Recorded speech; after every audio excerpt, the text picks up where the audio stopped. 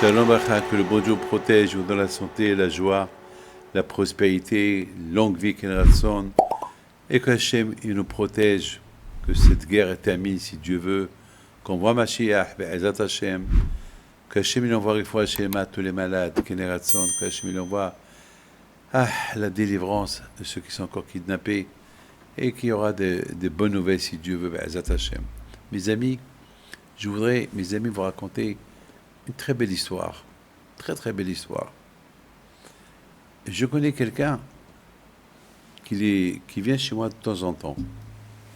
Et ce quelqu'un, il est parti, il a été convoqué pour aller à l'armée. Et vous savez, aujourd'hui en Israël, il y a une grande demande pour les taïd katan. Tous les soldats, ils veulent un taïd katan. Tous les soldats. Des milliers de taïd katan. Je crois que c'est l'année, vous savez, à l'époque du Corona, il y avait un grand succès pour les masques et le gel et tout. Eh bien, ici en Israël, il n'y a plus de taïd katan dans le marché. Il n'y a plus. Et celui qui fabrique les taïd katan, ils sont déjà vendus. Il y a tout le monde veut taïd katan. Donc, il y a une très belle histoire que j'ai écoutée. Très, très belle histoire. Il y a vous savez, nous, c'est grâce à Dieu, on a donné beaucoup de taïd katan. Il y a un soldat qui nous a raconté, il est venu chez moi, il a eu quelques jours pour aller voir sa femme et ses gosses. Il est venu me voir. Il me dit, Rabbi David, il faut que je te raconte une histoire. Il me dit, vous savez, Rabbi David, que j'ai pris, lorsqu'il est parti à l'armée, il a pris son taïd katan. Et en général, toujours, il garde le taïd katan à l'intérieur du pantalon. Il y a ceux qui montrent le taïd katan, il y a ceux qui gardent le taïd katan. Et lui, il avait toujours, il gardait le taïd katan sous son pantalon. Et je ne sais pas, il a dit, Rabbi David, je ne sais pas ce qui m'est arrivé. J'ai décidé de prendre le taïd katan, de le mettre dehors. Et c'était la nuit. Et je devais être en garde. Ça veut dire que je devais que mes amis se reposent et moi, je prends la garde. Et voilà, j'étais à mon endroit où je ne devais pas bouger de là-bas.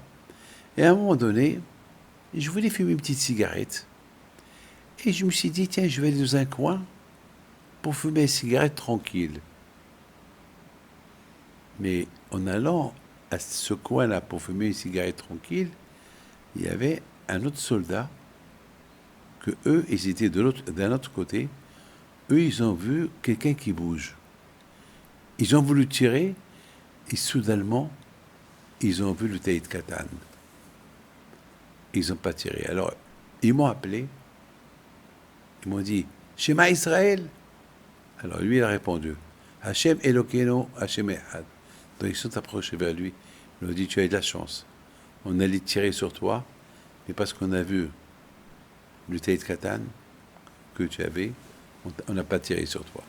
Vous voyez, mes amis, on vit des miracles. Il est venu simplement raconter cette histoire. Elle est belle, cette histoire. Il y a une autre histoire, une beauté d'histoire qu'on entend, une beauté d'histoire. Il y avait quelqu'un, et ça c'est la main d'Hachem.